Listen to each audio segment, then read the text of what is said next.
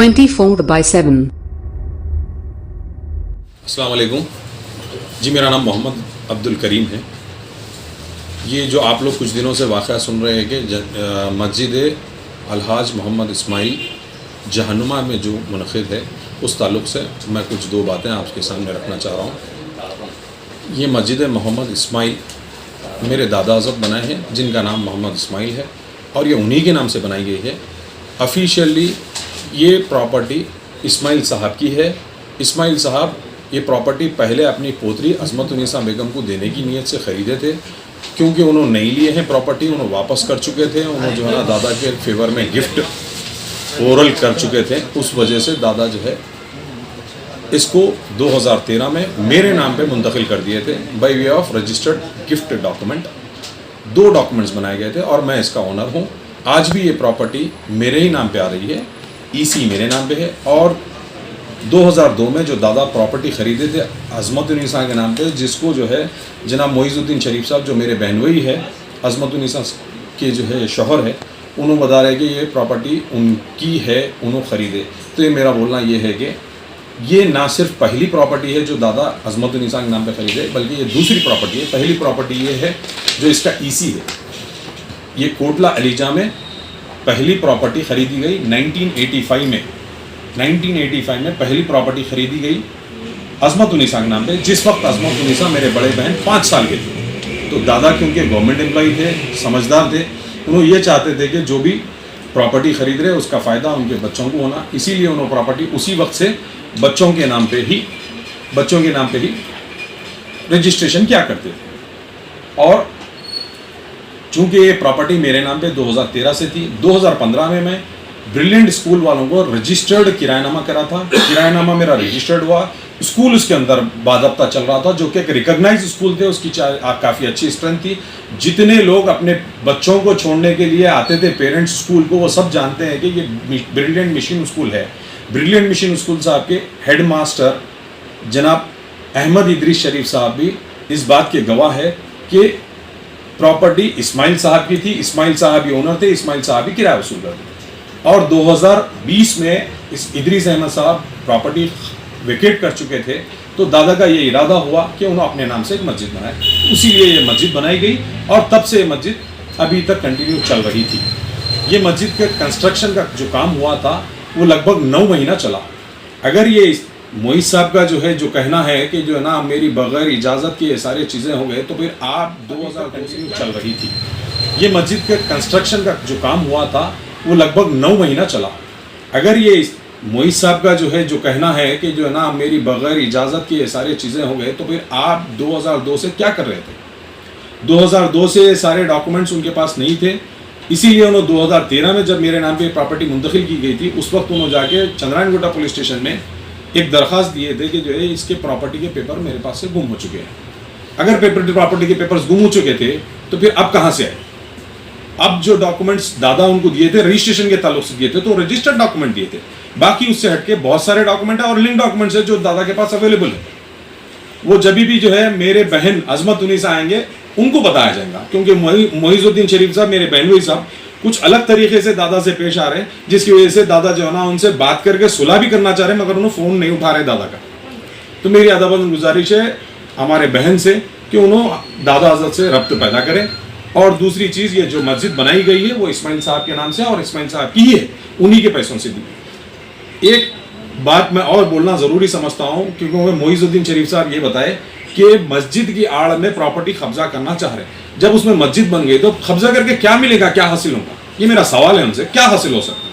और ये पहली मस्जिद नहीं है जो उन्होंने बनाए हैं, ये दूसरी मस्जिद है। पहली मस्जिद आज से 20-25 साल पहले उन्होंने किशन बाग में बनाए मेरे दादी के नाम से, मस्जिद रहीमुन्निसा बेगम, जो आपकी अहलिया है, और उसका मेंटेनेंस पिछले 25 साल से उन्होंने ही करते आ रहे हैं। मेरी अदबन गुजारिश है आप तमाम लोगों से, बस्ती के जो लोग रहने वाले हैं, मुकामी लोग और मुकामी कारपोरेटर साहब से, और अदबन गुजारिश है बैरिस्टर असदुद्दीन अवैसी साहब से, जो वक्त वाहिद में कारपोरेटर्स को वहाँ पर भेज के ये मस्जिद को मुझे मुनद्दम करने की जो साजिश की थी उसको रुका दिए थे। और कारपोरेटर साहब की मौजूदगी में मोइज़ साहब ये तयखुन दिए कि ता क़यामत मस्जिद में नमाज होंगी, जिसकी वजह से उनकी गुलपोशी की गई। उन्होंने इस गुलपोशी को भी गलत तरीके से पब्लिक के सामने पेश कर रहे हैं और बता रहे हैं कि मेरे को ओनर बस्ती वाले डिक्लेयर कर दिए। बस्ती वाले वैसा ओनर डिक्लेयर नहीं करते आपको। बस्ती वाले सिर्फ आपसे खुश होके, ताकि आप ये कर दिए थे मस्जिद तोड़ने का काम, मस्जिद में दोबारा नमाज का आप तयक़ुन दिए, इसलिए आपकी गुलपोशी की गई और तस्वीर के तौर पे। और एक बात मैं बोलना जरूरी समझूंगा, अगर इस मामले में बस्ती वाले इंटरेस्ट दिखाएंगे और जनाब बैरिस्टर असदुद्दीन अवैसी साहब अगर मुनासिब समझते हैं तो मुकामी लोगों को, जो वहाँ के परमानेंट मुसल्ली है, 5 टाइम नमाज पढ़ने जो आते हैं, उनको रखते हुए एक कमेटी कायम की जाए और ये झगड़े को खत्म कर दिया। पब्लिक के सामने पेश कर रहे हैं और बता रहे हैं कि मेरे को ओनर बस्ती वाले डिक्लेयर कर दिए। बस्ती वाले वैसा ओनर डिक्लेयर नहीं करते आपको। बस्ती वाले सिर्फ आपसे खुश होके, ताकि आप ये कर दिए थे मस्जिद तोड़ने का काम, मस्जिद में दोबारा नमाज का आप तयक़ुन दिए, इसलिए आपकी गुलपोशी की गई और तस्वीर के तौर पे। और एक बात मैं बोलना जरूरी समझूंगा, अगर इस मामले में बस्ती वाले इंटरेस्ट दिखाएंगे और जनाब बैरिस्टर असदुद्दीन अवैसी साहब अगर मुनासिब समझते हैं तो मुकामी लोगों को, जो वहाँ के परमानेंट मुसल्ली है, 5 टाइम नमाज पढ़ने जो आते हैं, उनको रखते हुए एक कमेटी कायम की जाए और ये झगड़े को ख़त्म कर दिया जाए, ताकि ये झगड़ा ना रहे कि जो है ना मोइजुद्दीन शरीफ साहब बोलेंगे कि मैं बगैर चंदे के मस्जिद में चलाऊंगा ताक़यामत, ना उन्होंने रहने वाले ना हम रहने वाले। जो लोग वहाँ के मुकामी रहेंगे, जो लोग वहाँ के परमानेंट मुसल्ली रहेंगे, वही लोग हमेशा रहेंगे। तो कमेटी के मेंबर्स चेंज होते जाएंगे, कमेटी कायम रहेंगी। उसी लिए मेरा कहना यह है, अगर आप बैरिस्टर असदुद्दीन अवैसी साहब मुनासिब समझते हैं तो इस तरीके से कर दिया जाए ताकि मस्जिद का मसला हल हो जाए। और मस्जिद जिस शक्ल में पहले से बनाई गई थी, 7-8 महीने से नमाज चल रही थी, जिस नाम से मस्जिद बनाई गई थी, उसी नाम को और उसी शक्ल को मस्जिद को दोबारा दे दिया जाए। मेरा नाम मोहम्मद इस्माइल है। मेरी उम्र 87 ईयर्स है। मैं मस्जिद बनाने की खातिर फ़िलहाल नवाब साहब कुंटे में ठहरा हुआ था। तो मैं 2002 में मेरी पोतरी के नाम पे एक मकान ख़रीदा नवाब साहब कुंटे में, जिसके 2 पोर्शन के रजिस्ट्रियाँ किया था।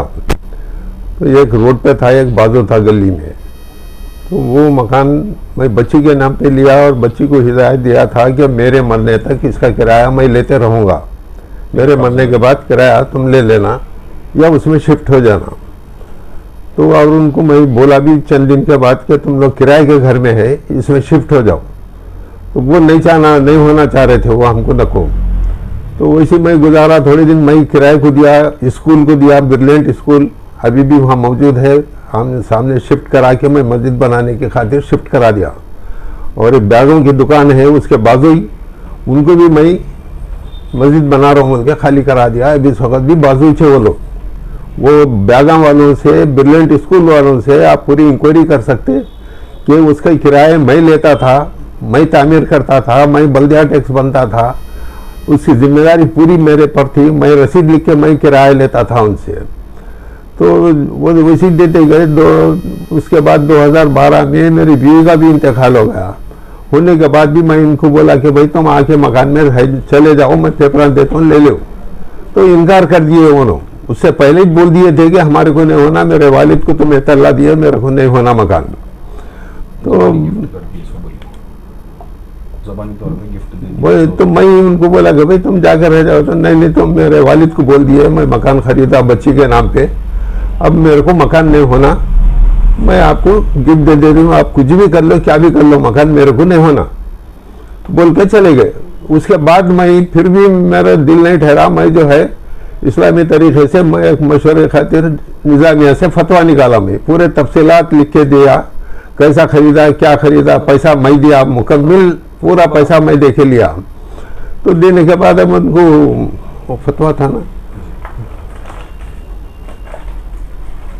लेने के बाद फतवे में मेरे को आया कि वो अज़मतुन्निसा बेगम मालिका नहीं बन सकती, मोहम्मद इस्माइल मालिक है।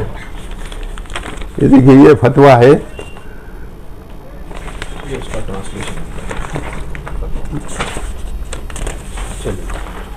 ये उसका ट्रांसलेशन है। थोड़ा नीचे। उसके बाद फतवा भेजने के बाद मैं 2013 में मेरे दूसरे पोते के नाम पे रजिस्ट्री कर दिया, उसको गिफ्ट रजिस्ट्री कर दिया। करने के बाद उन्होंने 2013 में उनको मालूम है, शायद उन्होंने जाके चंद्रानगोटा पुलिस पीएस में जाके कंप्लेन करके पेपर गुम गए बोल के कंप्लेन करे उन्होंने। जब उनके पास पेपर ही नहीं थे, पूरे चीज़ा मेरे पास थे, तो मैं रजिस्ट्री जैसे बच्चे को करा था, वो बच्चे के नाम से उन्होंने डॉक्यूमेंट के गुम गए बोल के चंद्रानगोटे में पीएस में दरखास्त दिए और देखे उन्होंने कापियाँ निकाले भी, शायद मेरे को तो नहीं मालूम। मगर उसके बाद उन्होंने उधर हो गए, हम इधर हो गए, कभी उनसे बातचीत नहीं हुई, न मेरी हुई ना उनकी हुई। 2012 के बाद कभी मुलाकात नहीं हुई। तो अब होते होते हम ऐसे रहने के बाद जो है, मैं 2019 के करीब लॉकडाउन से पहले मेरे प्रॉपर्टियाँ अब उम्र हो गई बोल के दिल में आ गया, तो मैं मेरे प्रॉपर्टियाँ दूसरे बच्चों को भी तकसीम कर दिया। मैं सब पोतरा पोतरी को तकसीम करके रजिस्टर करके दे दिया। मैं बाद में फिर मेरे को ख्याल आया कि भाई चलो अभी एक छोटा मकान बनाया मैं मस्जिद के पास, वो मकान वो बच्ची